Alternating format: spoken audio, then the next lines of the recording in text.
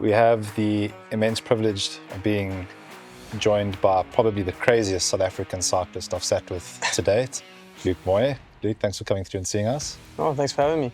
I think I've been nagging Clint for probably 2 years now, ever since he asked, do you know that Luke Moir kid is? And I was like, no. Showed me a video, and from then till now, I've been absolutely blown away by the stuff that you're doing. The goal today would be just to unpack your story, as young as it is. It's only got a few chapters in, I suppose. No. But it would be cool to understand growing up, where you're from, motivations, cycling, first time you wheelied a bike, first time you endoed one, and everything else in between. So again, thanks for being here. And yeah, maybe if you don't mind starting off with where you're racing at the moment. So I think that's quite interesting. Then we can go right back to the start and get the origin story. No. So I've just joined, in the middle of the year, I joined Mondraker Factory Racing. And yeah, I'm living my dream job. I'm traveling the entire world, racing mountain bikes and all the World Cups and getting paid to do it, you know. It's what I dreamed of when I was a little kid, and here I am. And it's no, not really lost cool on you? No.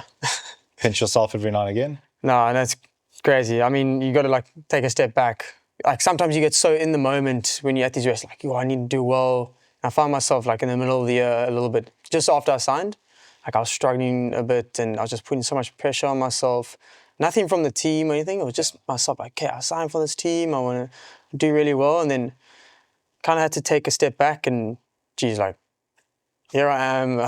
I'm now in America, just done the whole European thing, and okay, took that step back, and then I got a good result again, and then a lot of what your game is mental, right? 80%, 90%. 80%, I was going to say, give me a number. 80, 90%, it's crazy.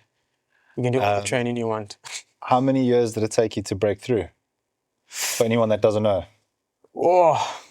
My dad took me overseas when I was quite young, about, I think, 15 or something. And I actually won a Swiss Cup, which it's like a flippin' World Cup at that age. And then, it was going back home and then racing, and then the following year going over again, and then trying to, gauge how good you are compared to the Europeans. Yeah. Like my dad and I, we always thought it was very important. Because, I mean, I'm not going to be racing locally. I want to do well there. So, yeah. And I won an Italian Cup, and then I would have like an issue or whatnot. And fast forward a couple of years, 2019 World Champs. There I came 5th place at Worlds in my first year, junior. So that was a massive thing. I mean, the best South African results in a junior category ever. So that was huge. History of? Yeah, well, for the men, yeah. And what happens immediately after that? Does your phone just start ringing? Did the DMs blow up? Like, I asked that question that simply because I've got like no idea. I would imagine if the movie's the only thing to go by. A little bit, yeah. Well, first your families and friends or everything, everyone's going, oh, crazy. And then, it makes it a bit easier to chat to sponsors and whatnot. And then the following year, COVID hit, and then everything just went out the window. It was crazy. Then there was just nothing. And then I had no races at home because of COVID. And then the Europeans, they were able to do some races. And that, the following year, 2020, was my last year junior, you know. Yeah. I really wanted to win. I mean, it's everyone's dream to be world champ. I think you had it in you. I really thought I did, And then I was just thrown off the rails, literally. And my first race back after, I think, 6 months of no racing, just training, was World Champs. And nice. I had a good start. I was on the first row. So I think I was ranked 7th or 8th in the world at that time. And then I led the first... Can't even imagine that. I mean, that's just insane. No, it was... Just to get to World Champs was like a massive win. Yeah. I remember we went to the airport and the lady asked, what are you doing here? You can't travel with a bicycle and go there. I'm like... So it was already like so many hurdles we had to do and whatnot, but... Because this is all around the COVID nightmare that was unfolding. Traveling with the masks and 20 tests per day, and even at World Champs, every rider had to get tested like every second day or something. Crazy. That was gnarly. Yeah, not a great time for the world, I suppose. But lots of good came from it, most people say. I hear a lot of people actually say, thank God for COVID. I'm really tempted to just go straight into all the mountain bike and downhill stuff. But I do want to just rewind back to the start, because it's the idea of how is a champion born? How is a champion crafted? And I don't believe I have a saying, shit humans aren't born, they're made. And the same is said for successful ones. So I'm very interested to understand, mom, dad, where did you grow up? And how did they mold you into this weapon? Yeah, well, I mean, I grew up around the corner, Lakeside. And yeah, I was very fortunate with my dad. You know, he got into my, cycling and mountain biking, and he just saw me and he saw I had some sort of a drive or talent, or if I can say that. I'm pretty sure you can say there's talent. And yeah, we just went from there, and I was just very lucky with the community around me, and you know, racing against my older brother, trying to be better than him. And how many siblings? I got one older brother and one younger brother. Okay, 3 boys. Yeah. Sure. Well, 4 boys. My dad is a kid. Okay, okay, well, that's good to have. My mom has her hands full. Did he race competitively ever, or just enjoyed? He was actually a professional skier when he was younger, like water skier, ski jumping, slalom skiing and all that. In the Cape? Yeah. But yeah, he went to World Champs. Okay. Yeah, nice. Okay, so there's pedigree in the blood. Oh, and my mom, she actually raced cars a little bit. What? Yeah. No. School run in the morning must have been epic. Boys drive sideways. No more. Now she just, I have kids, and now she just swears at everyone. That's terrible. And I mean, what age can you vividly remember riding a bike for the first time? Is it one of those, like, from the moment you could walk, you were... Yeah, literally. Yeah, I went to Saks. Okay. Yeah, junior, high school, everything. And in junior school, I played like all the sports: rugby, cricket, water polo, hockey, everything. And good sportsman throughout the years? When I was younger, I really loved rugby, Okay. But yeah, I'm a bit smaller. What position did you play? I played scrummy, I played fullback and second centre. And your preferred position? I could see it's scrummy, that makes sense. I actually preferred fullback the most. I loved reading the game, you know, and tactical. I don't know, yeah, when I was younger, I was like, no, I don't trust him to do the last tackle, you know. So I don't know. Did you ever have to make any huge game-saving last tackles? Of course. Sorry. Who was your big rivals back then in rugby? Wet Pups. Wet Pups and Bishops and Weinberg. Weinberg, that was good. Okay. That was good. Fierce. And who emerged victors over the years? Who were kind of the... I played for the B team and sometimes like reserve for the A team. I don't know. My dad used to get so upset with me. He's like, no, Luke, you need to be more aggressive. And used to get in trouble, eh? Province, it was good. Western Province and their rugby is something special to behold. We've only moved here 2.5 years ago, so we didn't see... Okay. It's not like this in Joburg. No. The pedigree of rugby here, it's like our boy went to Fishhook Primary. So he went from being a super sport elite level soccer player, like going around the world playing against Barca, Real Madrid, that kind of stuff. So sportsman, diehard sportsman. Moving in grade 6, it's winter, in Fishhook Primary, these kids are running around in like 0 degrees in the rain playing rugby. Yeah. And we're like, what the fuck, with no shoes. It's like, what is going on here? It was the most insane transition. And the level, like, you go to Wet Pups, you go to Saks. That's massive. There's like 6 teams deep and like 900 Springboks on the parent bench busy coaching. It's like, it's just screaming and pedigree everywhere. Yeah. It's quite special. That's awesome. So school years, good, sportsman. How are the academics? No, I mean, I was lucky. My aunt was a teacher, so she helped me a lot when I was overseas. Okay. She would always talk to my teachers and organize like these work packs for me, and I would never do them. Family's all in. Yeah, no, like I said, super lucky with the community around me and everyone helping. I passed. Good. Somehow got an A for history. Don't know how. That's incredible. A's don't just happen. No, I just wrote some stuff. I don't know what I did. Should maybe go and check that paper. Yeah. A's interesting to see what you wrote about. So throughout primary and high school, I'm guessing there's quite a strong level of competition happening. I mean, you mentioned at 15 winning your first cup. Yeah, in Europe, yeah. So at what age does this go from something fun that you love doing to, Dad, I want to win races? Wow, literally like 13. I've always been so Just competitive. out the gates. Yeah, no, I really love competing and the feeling of winning or just doing well is like unmatched. Like I don't think there's any better feeling. I hope everyone should be working towards just winning and things in life. I think it's the best. And at 13, where are you competing? So a lot of what I want to ask you is framing. You refer to mountain biking. I've intentionally remained ignorant, and I'm going to use you as my base to learn from. But there's down here where people are coming like time trialing, the Greg Minos stuff, as the roadies would call it, because no one knows what the hell's actually going on.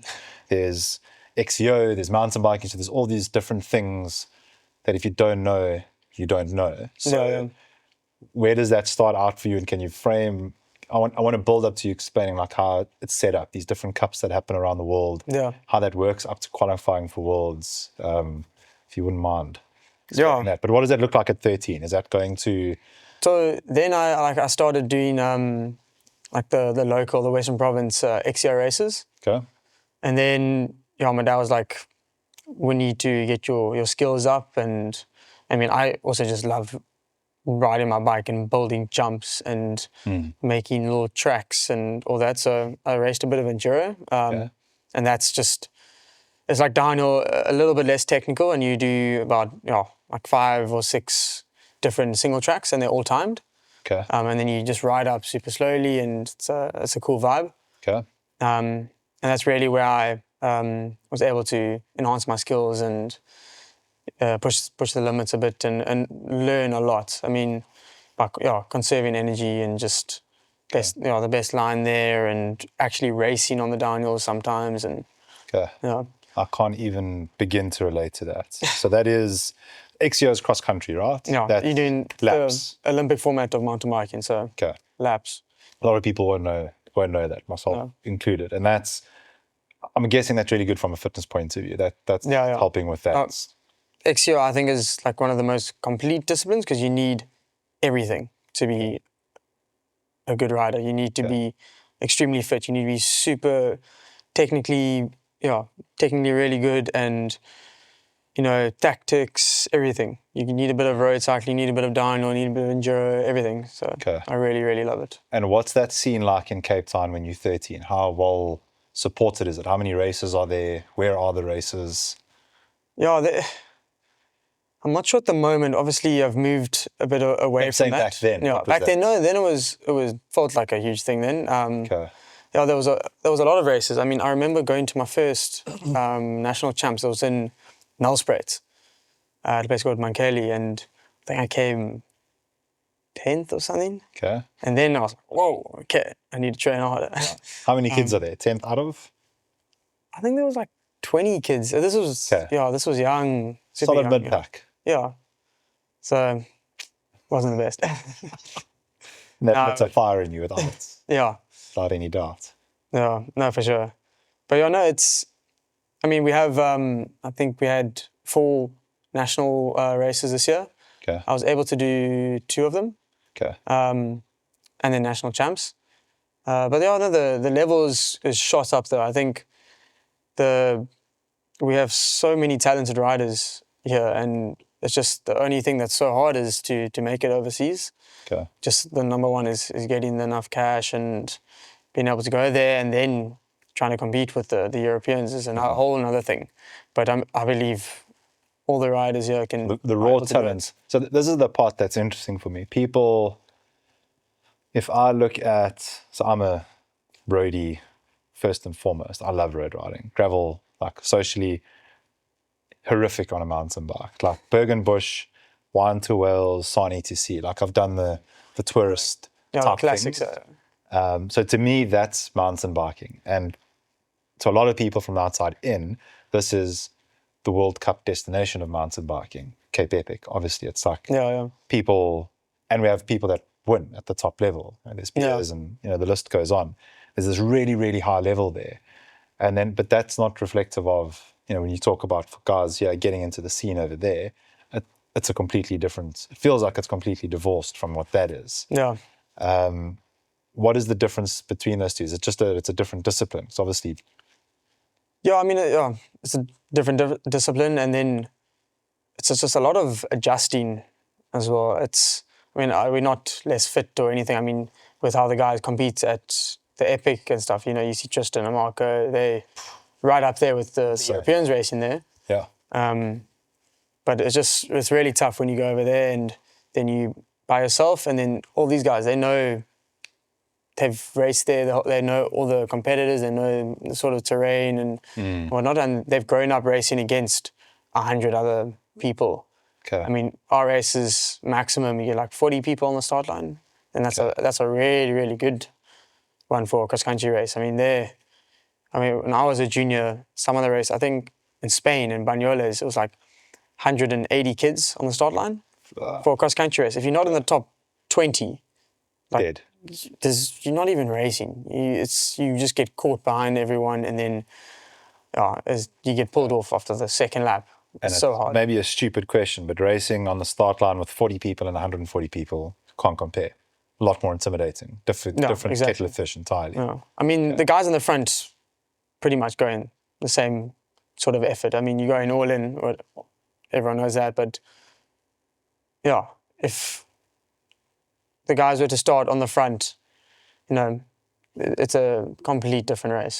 Coming from behind is a lot harder. You say starting on the front. How do you seed in the front? How does that work? How does seeding work? UCI points. So you got to do different races and you build up your points, build up your ranking. And once the ranking's higher, you get a better starting position. And it's different when you go to the World Cups. The first race at the World Cups, then it's on UCI ranking.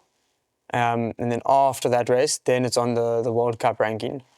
Okay. So it's important to go to the first race. It's not incredibly straightforward for someone who's not in the game. No. And this is all cross country, right? This isn't downhill or anything else. This is purely cross country. Yeah. And which Alan obviously did quite well at, right?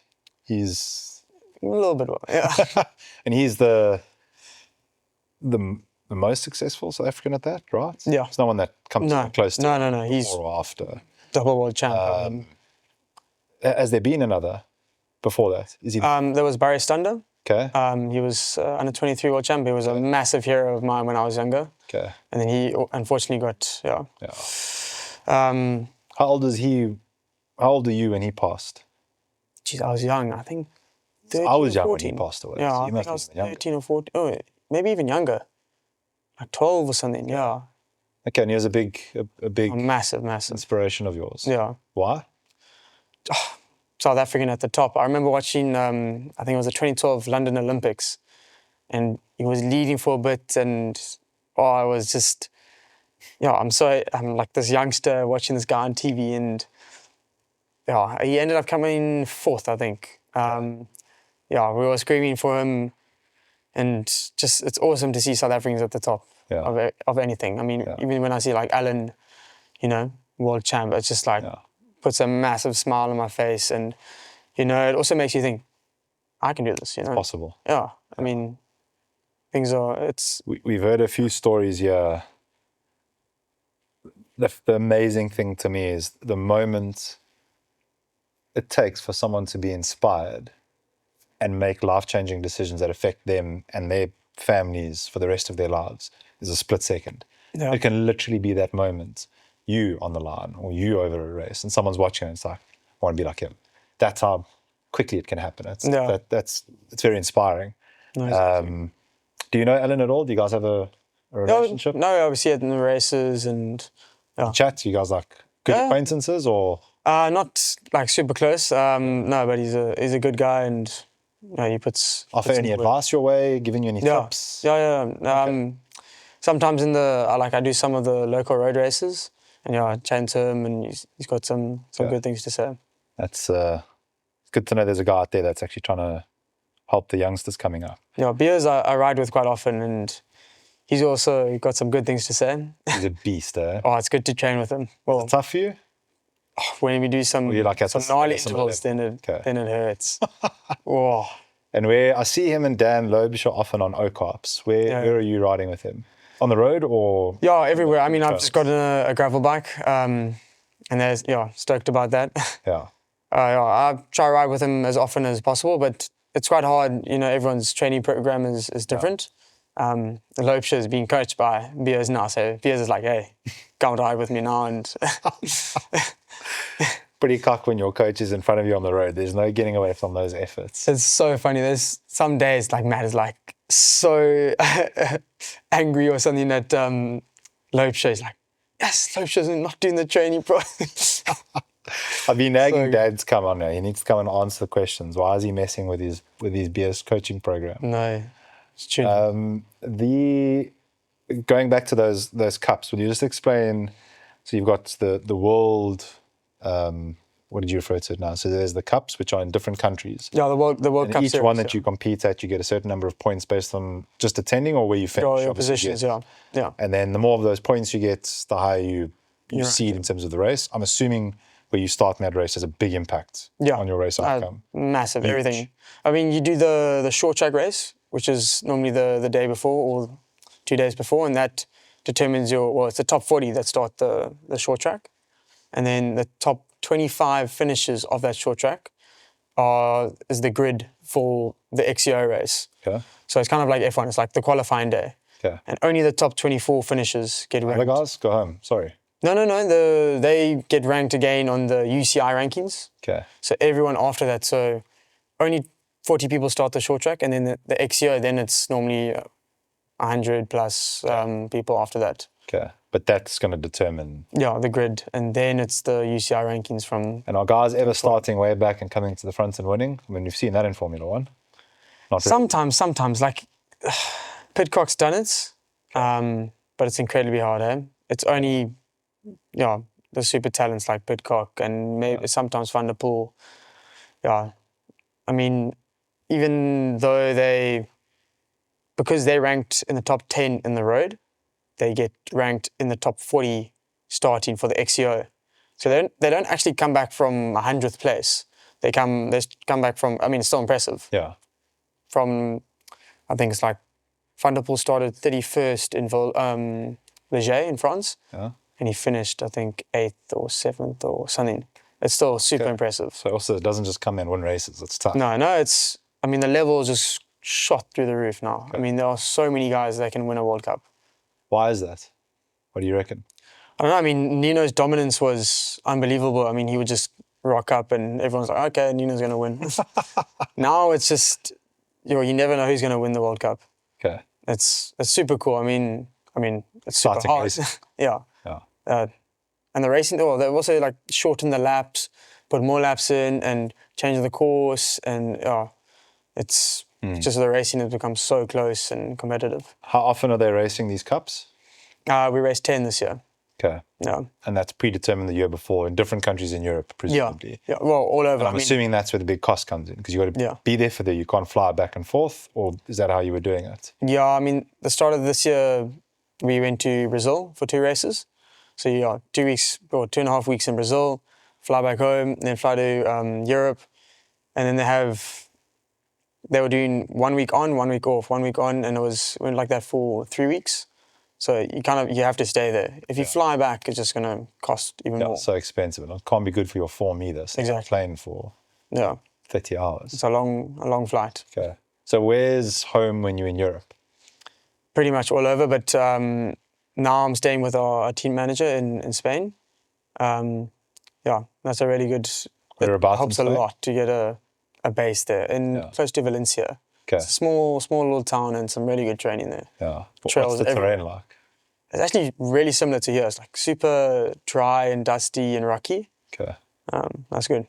And are they like set up trails like, I suppose maybe it's cars a good or a bad example like that where people have invested and made like a Not really. trail, or is it more? This is very raw and natural and Okay. yeah. And so that's the cup races. Yeah. Then you've got the World Cup. No, so this was the World Cup I Okay. was talking about. Yeah. Okay. Sorry. So then what's the other series?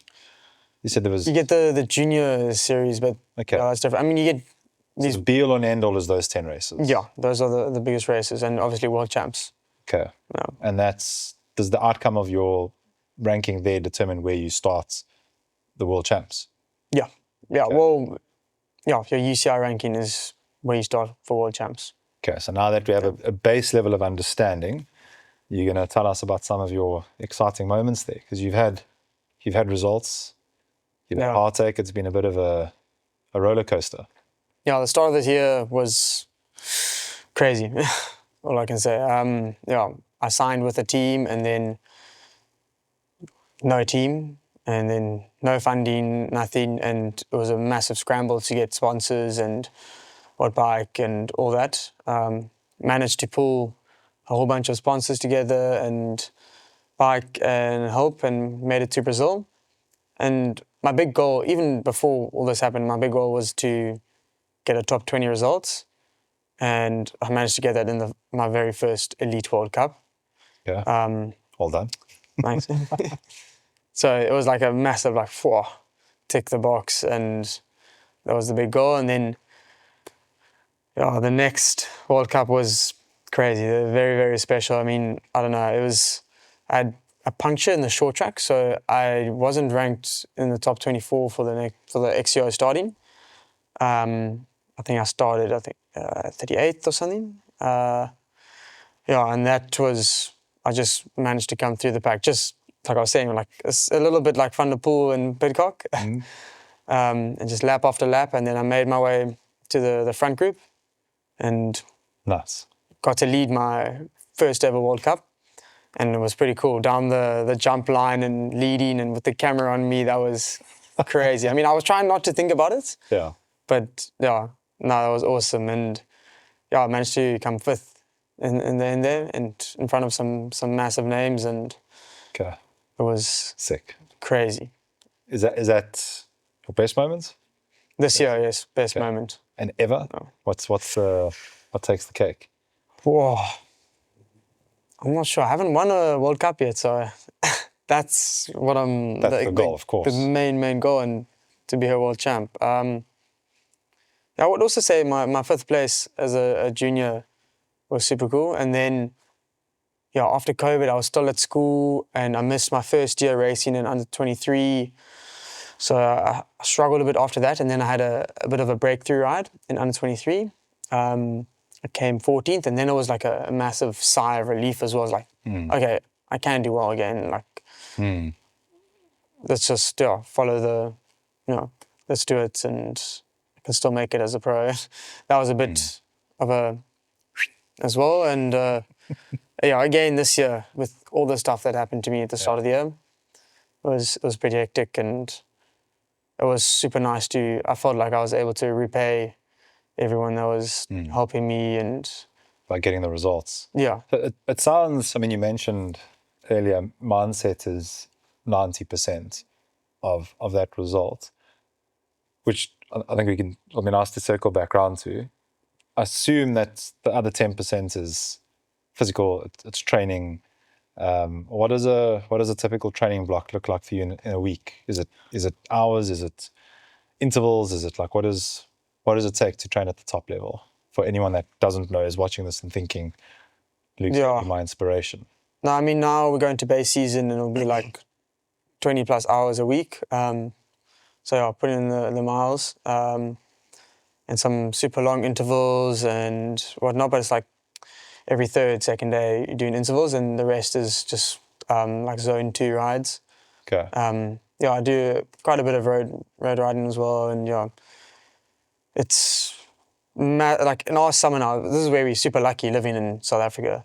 We're in the summer; they're all in winter in Europe, so we're able to put some big rides in. And coming into closer to the races, especially for cross-country racing, you need to have a super strong kick, and you need to, you're going all in and then complete race, all in, complete race. It's very boom, boom, boom. So we do some more intervals like that, and shorter rides. And who's your coach? Barry Austin. Okay. No. And those brace efforts intervals, what does that week look like? Is that also a 20-hour week, or does that come down significantly? No, then we turn it back quite a lot. Now then it's sometimes even only 13 hours, 15 hours. Yeah. 15 hours is a chilled week. That's frightening. No. That's good.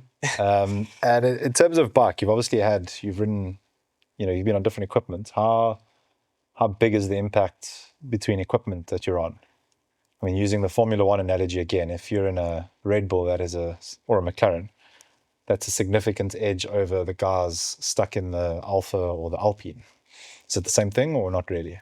No, I mean, all the top bikes are pretty much up there. I mean, it's more about just dialing in your equipment. And with the team now, I'm able to chat to my mechanic, Benno, and we want to adjust this. And for this part of the track, we want the suspension doing this. And that's specific, huh? Yeah, and go into all the small details. And, it really helps having a team that's really involved with that and making sure you're 100% ready. Everything is as close to as perfect as possible, and it's just about the race. What bike are you on at the moment? Mondraker. And travel on the front, what is? 120 front and back. So it's quite a beast. I mean, cross-country racing is changing super, super fast. I mean, in the old days, they were on skinny little road bikes, literally on the mountain. And now we're running some proper rigs. I mean, the Mondraker's crazy built with the way the suspension is built, and that thing shreds on the dynos. I mean, it's proper. Okay. I love it. And what would that setup have looked like, I don't know, 5 years ago?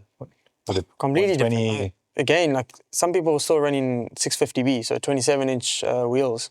Okay. And again, like moving a little bit further away from weight. Weight is still important and everything, but just about, trying to be as efficient and smooth.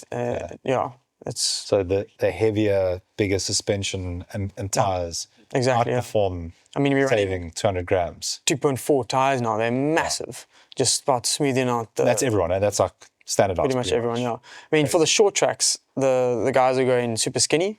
Okay. Because sometimes it's just on tar, literally. Yeah. It's like a crit race, but for 20 minutes. So, no, FTP. I promise you, it is crazy physical, and the oaks are just crashing into each other, and then it's so gnarly. I mean, you come into a corner, and the front, this is where it helps being in the front. I mean, the front guys, they can take a nice corner, carry the speed, and then you got to do 1,000 flipping watts out of this corner to stay with the front people. Okay. And then they do like this, because you're doing like 10 laps. Yeah.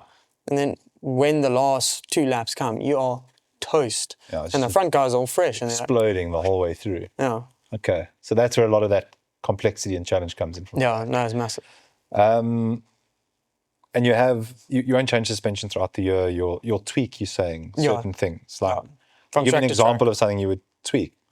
Not that I probably won't understand, but... obviously, like tire choices and just the rebound, and even for like some of the short tracks, or if the track is like a super fast rolling track, you can go harder suspension, softer suspension, rebound, all that. Okay. Now there's a lot you can do, and all depends on the track, but you got to balance it quite well with if the climb is tar and then you're dropping into a super gnarly descent.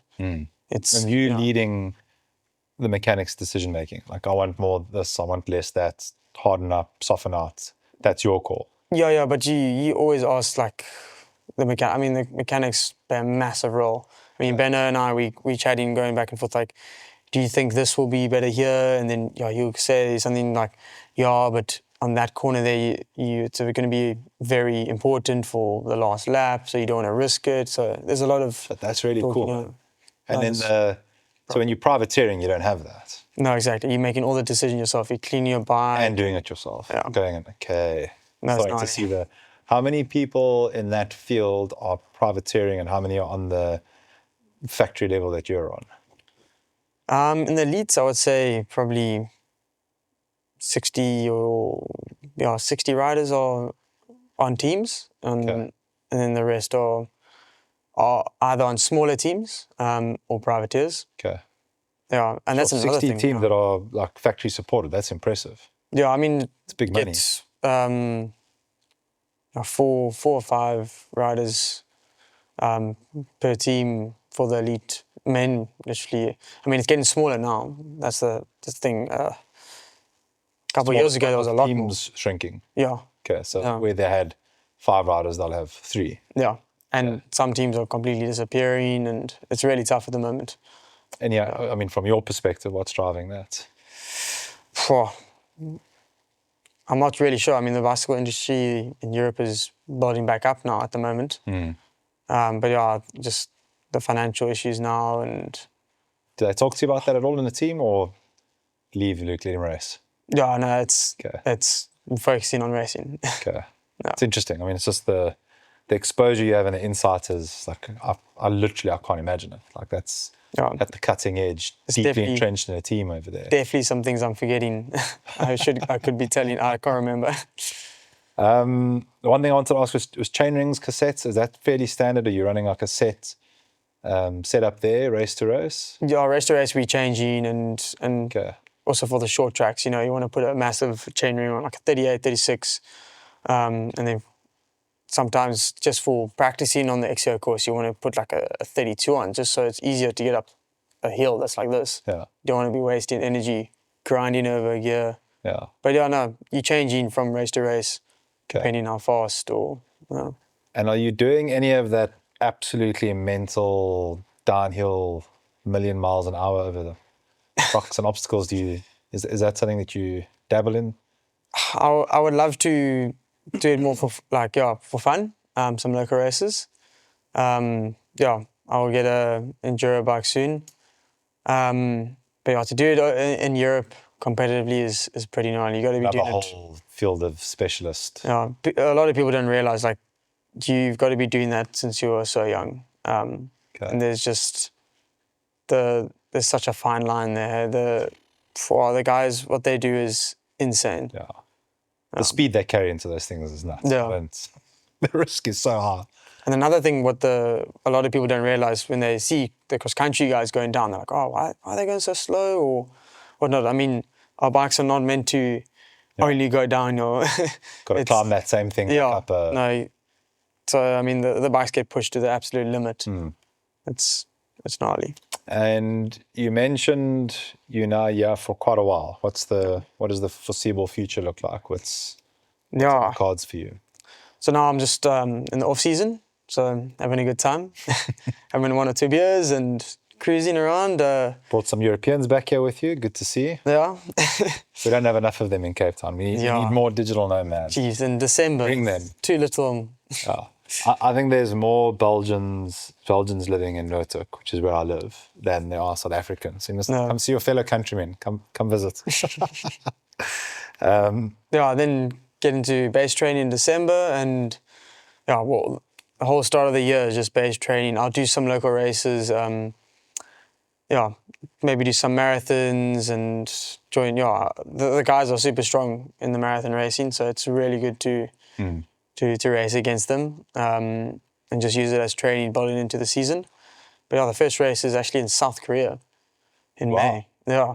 That's ever been there? Never. I really want to go visit North Korea. I think Alec is from that neck of the woods, correct? Alec is, for anyone not on camera, Alec is creative director sitting in the background. He's done some things outside of the world, no? I'm excited. And hook you up. But we're not going to Brazil, which is quite unfortunate, but South Korea, going to be awesome. What's the most competitive XCO nation right now, not historically? Switzerland. By far. By far. They have so many good... Switzerland, France, it's close, but just with how Nino is built up the younger riders and, you know, I mean, it's the same with rugby here. I mean, you look at the rugby team and they're so good. Everyone wants to play rugby, and same with Nino. Yeah.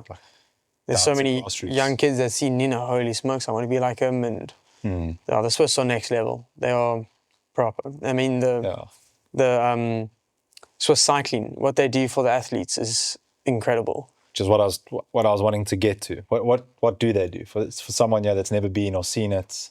So So I know there's a lot of kids here that Yeah. are crazy about particularly what you're doing. My son Eden lives in Nasna, and his older brother Gabriel Basenberg, he's a downhill, he's in bike crazy, loves you, like idol. Awesome. I'll definitely get a selfie and send it to him afterwards. This is going, I'm going to upgrade. What is the saying? I'm going to gain aura. Significant aura will be gained from this. If I can get you doing the 6-7 thing, I'll be like, No. I'll be hero level. Oh. But they, he was like, it's, you talk about how people inspire you. Like I've heard kids talk about you inspiring them. It's like, here's this guy, he's doing it. And I think knowledge transfer is the one thing that's free that I certainly see very little of. Like the advice people can have and like what you can be exposed to there, what they're doing there. I mean, you just need to know. And you could probably make a lot of those changes. So No, like, I mean, what does it look like in Switzerland? And what realistically, what could a kid, a teenager, younger than whatever, what could they model from that to give themselves a chance? What you said earlier, I really appreciate that. That's really cool to hear. But yeah, the Swiss guys, they, from a super young age, they taking them on camps to, like in the winter now, they're going to Girona, and it's like the 16-year-olds already doing all these training camps, and some of the guys will come to Stellenbosch and train, and they've got so much access to everything. I mean, they have a indoor cycling treadmill, and they're doing like VO2 max tests and everything, and it's all because they see talent in these riders and like, okay, come, you're going to do this and that and whatnot. I mean, World Champs is where you can see it the most. They rent the most outrageous houses, and they got the flags everywhere, and they got chefs and masseuses. It's The Swiss unbelievable. you're saying now. Yeah. And this is just the national team paying for everything, and it's top level. It's like a factory team. They've got everything, mechanics and What's their motivation to doing that? Any idea? Like, do they ever talk about it? Like, just pride of the nation, or? No, I think they just love cycling, love mountain biking, actually. Yeah. So simple. Yeah. Actually. Well, I mean, you see the passion at a school rugby game here. Yeah. It's like everyone loves it. I mean, it's the same there. They love mountain biking. I mean, when Nino's had his retirement race in Lenzheide, the atmosphere was crazy. I mean, the amount of people there was unreal. I mean, Such an icon. when you watch it on TV, it does look cool, but when you're there in person and you hear everything and you see how many people there are, it's just mind-blowing. But it's... I can't. It's on my list next year to go to Europe and see hopefully come watch one of your races, which is, I'll be keen to see that season. No, That's the plan. Come and watch one, see it, because you have no idea. And that's, it's, I feel like that passion's here. Yeah. That Max Sullivan on you not long ago, and he was talking about how school that he was at, Marklaus, I think it wasn't a sports at school, and he engineered it that it became one. And that became something that you did at school. I think it was downhill specifically. And that's, these little incremental things happen. But I mean, Oaks are hyper passionate, Joe. Yeah. Like you said, there is talent. Yeah. So what is and if you had limitless income and you were a politician and you could affect change, what would you spend where would you spend the money to make the difference? If your mandate was, we want 5 more XYO champions. I know we've got one, so ignore Alan. Like what would be the things that you could do, or where would you go, or where would you spend it? I don't know. I don't know. There's so many things I would love to do. I mean, bicycles can empower so many people. Just like someone trying to get to work or trying to get to school even. I think I would first start there. And then that's where we can build from there, and not just for mountain biking, on the road as well. And just there's so many things you would have to do, like making the road safer and the area safer so kids can ride to school by themselves. And bicycles are so special, just the amount of freedom and how fun they are. And Yeah, I was saying to Matthias the other day, he's like, oh, we should go hike or whatnot. I'm like, no. Bicycles were invented because no one likes hiking, man. Come on, you got to ride down that trail, or you know what I mean. And so many people don't have access to bikes because they're quite an expensive sport. So I would start there, I think. Yeah, there is a barrier. There was another guest we had, Sipo from Velakaya. They've done. Do you know him at all? Velakaya? Yeah, I've heard of him. He's literally taken kids from Kailisha. The name Velo obviously gives it away. Velo by Kailisha. And they've literally taken people to Tour de France from the streets of Kailisha. And they've got like the data on how transformative it is for people's lives. So it's like it's a fact. And it's just like, why isn't there more? What is it? Yeah, no, it's tough, eh? But I think people winning certainly helps. He said one of his things was if you could get BMX tracks back, BMX racing, because BMX is the one form of bike other than a fixie.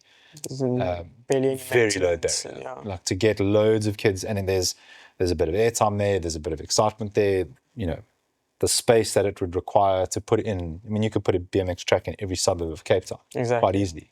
If there's a park, you put one of those, you fence it in, pretty simple. I thought that was a nifty suggestion. Did you BMX as a lighter? You must have. A little bit. I did a little bit of dirt jumping. Okay.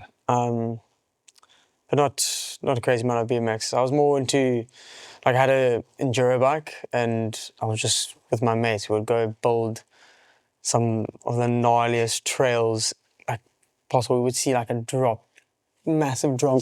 From there, we're like, okay, we need to build the landing like this, and that's I think where I got most of my skills from. And did it literally that sort of height. It was gnarly. Where, in Lakeside or Taka? We were fortunate enough to we had friends who had a holiday house in Hermanus, and they were on the back of a mountain, and we would just go into that mountain and just take spades and rakes and just build trails. Yeah, no fear. You hit that thing. Because the thing was, my dad and I would go train in the morning, and then I'd come back, and then my mates and I would just go build. So you get to the lip of that jump and you're hitting that drop. No, there was a couple of times just you're standing there, your heart's going like holy smokes. And then, but if a mate of yours hits it, then you have to hit it. There's no chance you can't. So I would prefer okay, no, I'm gonna hit it first. Because then they have to, Any horror stories there? I assume it always went well. There was actually fine. My younger brother actually had a bad crash there, and then my friend Max had to carry him down the mountain. That was so funny. And then one of you had to go and explain it to mom and dad. For some reason I wasn't there. I don't know, but I remember, actually no, my friend Robbie. So my friend Robbie and my other mate Luca, we were in the mountain, and then the same guy that carried my brother down, Max, he had a crash, and the chainring caught his hand. And it was proper cut. So we went back to the house, and my parents weren't home, and we couldn't find the little medical kits. Yeah. So we went into the bar and we found gin or something. Okay, we got to desterilize it, or we had no idea what we were doing. So we pour it on his hand, and he's like, screw me. That was good. How's his hand today? Please tell me that it was nothing serious. Oh no, he's a tough oak. I don't think. It looks fine now. Rub some dirt in it, he'll be okay. Yeah. So you've said you'll do some local races here. When do you head back officially? Is it? In May. Or we might do a training camp in Spain, depending what the team says. I mean, for me, it wouldn't make the most sense. We'll see, because obviously the training here is so good. But we might go to the factory and meet some of the staff in the factory. It's good to see the people behind everything that's Where's their factory? In Alicante, further down the coast. You haven't been before? Never. Okay. Is that assembly or the whole manufacturing? Everything's happening there? I think so, yeah. I'm not exactly sure yet. So I'll learn. Hopefully you have your videographer there to get some behind the scenes footage of what goes down. I love those behind the scenes videos of how these things come together, where they actually manufacture it themselves. Yeah. So sick. Well, Luke, it's been really interesting to see or to hear your story. I certainly have a much bigger motivation to watching these XCO races. That's good to hear. Going forward. We kind of just glazed through them on Super Sports before, and then I was like, I wonder if we'll see Luke then. We did. Like, oh shit, there's a South African to cheer for again. When Alan's not there, obviously. Yeah. I assume winning one of them is a goal you've set for the year ahead, right? Yeah. Well, World champion? Yeah, I think next year a massive goal of mine is to get on the podium. I know I can do it. Like you say, it's a lot on the mental side. And then again, a lot is about positioning. And so I think I'm building towards that. Hopefully can put a good, smooth base in, touch wood. Hopefully nothing crazy happens. I mean, the last 2 years I broke my ankle the start of the year in 2024. Okay. And then I had this whole team thing in the start of 2025. So we'll see what happens now. Well, it happens in 3. So you had COVID, then you had those 2 things. So true. the bad juju's clear. Hopefully. Next year's your year. No, I mean, let's be honest, you never get a smooth running ever. And more importantly, no one does. Yeah. Everyone has ups and downs. Everyone has the exact same thing. The difference is simply the mental state that you have to deal with it. Like, it is what it is. Yeah. It sounds like you have a very calm, mature mind for that. Do you have a coach that helps you work on that? Like a fortunate performance with coach with that kind of thing? With Barry, he's really, really good with that stuff. Plays that role. He plays a massive role in the racing. And I mean, we go through the track and where I need to do this and that. But yeah, like I said earlier, I mean, I'm not doing this by myself. There's so many people behind the scenes. Yeah. Well, you can add us to the army that's behind you, cheering you on. Thank you. Hopefully, when we do come and spectate there, we can drag Alec along. We can get some sick footage. No, we'll be sick.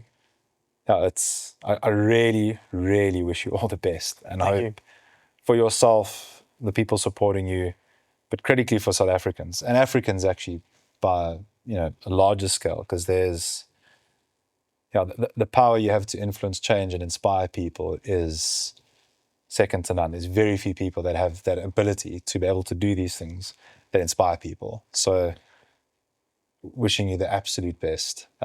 If you have any appetite for extremely slow downhill technical courses on Takai, let me know. No, we must go. And I'm going to have to drag both of you on it's very early for elite level riders, but you have to come and do a Savage Tuesday road ride in the morning. Yeah, maybe next week we can It is. Tuesday would be a good one to do. It's black or frothy. I think you'll enjoy it. No, we're keen. And I would like to see someone beat that Chappies segment. I've got the Chappies one from Nordic side. Nordic side, yes. Yeah, the height base side one has to fall. I was like, that would be sick if you had the... I'm going to have to phone Matt quick. Don't phone Matt, because he'll take it. I think it's Fisher Black has got it at 8 minutes, whatever. Jeez, that's probably... But you'll have an entire train of people to burn through, which I don't think he had. And I think we can get it then. That's an initiative we can go for. I'm pretty sure we could find a bike that fits you somewhere around. That will be our campaign, our claim to fame. But thanks so much for coming through. I really appreciate it. Like we said, the facilities here, what we have, consider it your own, whatever you need. We'd love to support. Oh, thank you so much. Thanks for coming to chat. Thanks for having me. It was super cool. There's too many more. Thank you.